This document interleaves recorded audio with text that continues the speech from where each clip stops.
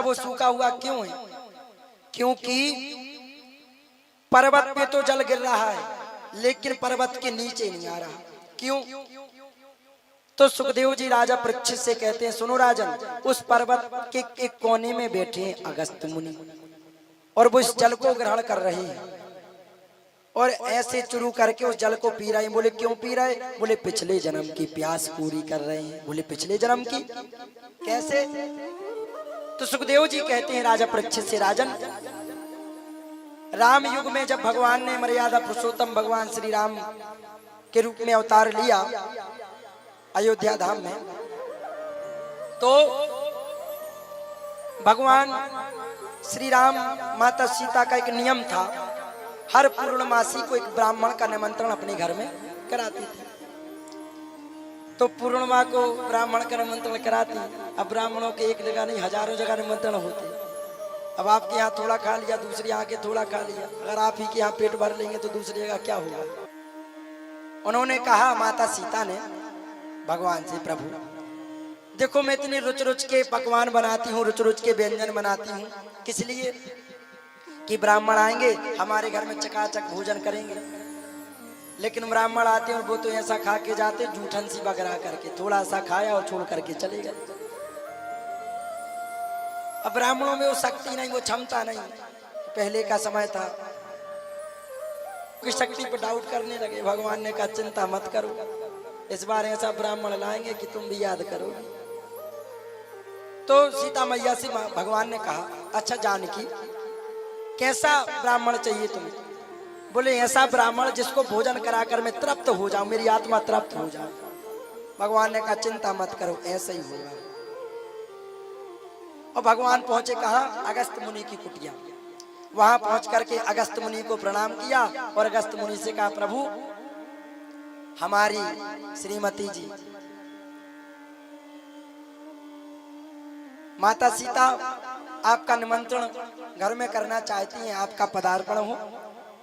अगस्त्य मुनि का ठीक। बोले भोजन ऐसा होना चाहिए कि हमारी सीते का हृदय गदगद हो जाए, बिल्कुल प्रसन्न आत्मा तृप्त हो जाए।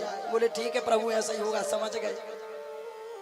अब बढ़िया व्यवस्था की गई, आसन डाला गया, सुंदर सुंदर पकवान व्यंजन तैयार किए गए, अच्छी चांदी की थाली में परोसे गए। अगस्त्य मुनि आए, उनको बिठाला गया, उनके चरण धोए प्रभु ने और बैठा ले। जब वो आसन पर बैठाला गया, भोग लगाया, अन्नपूर्णा मैया का ध्यान किया, ठाकुर जी को निवेदित किया और प्रसाद पाना प्रारंभ कर दिया। अब माता सीता बनाती जा रही हैं और भगवान परोसते जा रहे हैं। अब 2, 4, 6, 8, 10, 15, 20, 25 पूरी तक तो ठीक ठाक मामला चलो। माता सीता हो भी लगो कि हाँ आज आए हमारे घर में कोई ब्राह्मण जो अच्छे से खा रहे। अब मामला पहुंचा 50 पूरी तक। माता सीता ने कहा, अब तो पेट भर गया होगा, अब नहीं मांगेंगे। लेकिन 50 से 100 पहुंच गए। माता सीता ने कही, क्या बात है, जो कई दिनों के भूखे हैं। अब देखते देखते 200-300 पूरी हो गई। माता ने कहा, तो हाथ ही प्राण लगे हमारे। लेकिन घर में ब्राह्मण आए, इनका भोजन पूरा होना चाहिए। जब तक ये ना रुके, जब तक मैं भी नहीं रुकूंगी। भली सहायता के लिए किसी को बुला लूंगी। तो सहायता करने के लिए बुलाया जिस देवता के तेज हाथ चलते। कौन के तेज हाथ चला सबसे ज्यादा? कौन देवता के? गणेश जी के। सही है, ताली बजाओ मैया के लाने, उन्होंने बताया। तो सबसे ज्यादा तेज हाथ चला थे गणेश जी के। अच्छा, भागवत भी कौन ने लिखी? गणेश जी ने लिखी। तो बुलाया गया। अब गणेश जी जैसे ही आए तो गणेश जी के तो हाथ चलते ही हैं तेज। गणेश जी बैठ गए करत जा पे हलवाई बन के झरिया लेकर। तुम तो बेलत जाओ मैया। अब बेलते गए, सुबह से शाम हो गई, लेकिन अगस्त्य मुनि को पेट नहीं भरो।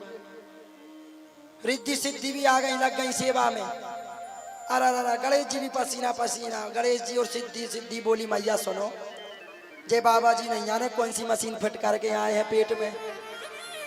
अब तो इनसे निवेदन करो, परमात्मा से निवेदन करवाओ कि भोजन रोके ना तरते।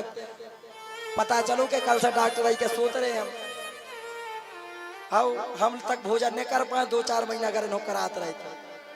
अब तो उन्होंने अगर 10 दिन अभी खिले होना तो उनको पेट भर भी बारो नहीं। अब तो निवेदन करो इनसे। माता सीता भी परेशान हो गई। सीता मैया ने सारों सारों प्रभु को बुलाया, बोले यहाँ आओ। बोले का जा तो बताओ तुम कौन हो ले। बोले ऋषि मुनि हो ले आया। पहले तो कही थी कि ब्राह्मण ऐसा होना चाहिए जो अच्छा भोजन करे, आत्मा तृप्त हो जा। बोले आत्मा हमारा तो पूरा जन्म ही सफल होगा वो ऐसे ऋषियों भोजन करा के, लेकिन दद्दा तो भाई जय हो जा।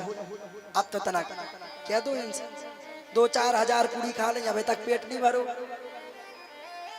अब नहीं है हमारी तो तुम्हें तो कह रही थी। बोले राम राम, तुम ही तो ब्राह्मणों की शक्ति पे शंका कर रही थी।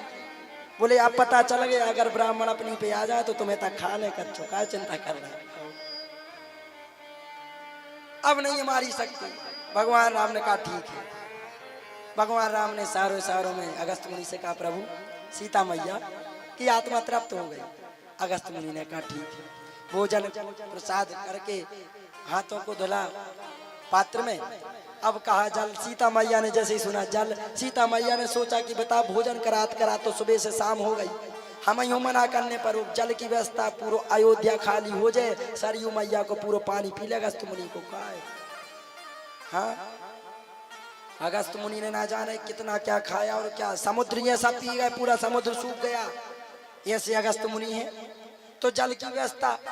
तो माता सीता ने भगवान से कही तुम ही संभालो अब तो भगवान ने कहा प्रभु आपकी प्यास हम इस जन्म में नहीं बुझाएंगे, आपकी प्यास हम अगले जन्म में बुझाएंगे। बोले तो हमारी प्यास उदार। बोले हाँ उदार कहानी, जब अगलो जन्म आए तब तक आप और प्यासे हो जाओ। बोले अगले जन्म में क्या होगा। बोले जब मैं द्वापर युग में कृष्ण के रूप में अवतार लूंगा और एक लीला करूंगा, एक पर्वत को अपने उंगली पर उठाऊंगा, उस पर्वत पर इंद्र जल वृष्टि करेगा और उस जल को आप उस पर्वत के कोने में बैठ करके पीते रहना और अपनी प्यास को बुझा लेना। तो आज वही राम युग की अगस्त मुनि की प्यास भगवान नारायण ने, भगवान कृष्ण ने द्वापर युग में पूरी की है। और वही अगस्त मुनि पिछले जन्म के प्यासे हैं, इसलिए जो भी बूंद आकाश से गिर रही है वो छोड़ नहीं रहे हैं, पूरी ग्रहण कर रहे हैं। इंद्र आया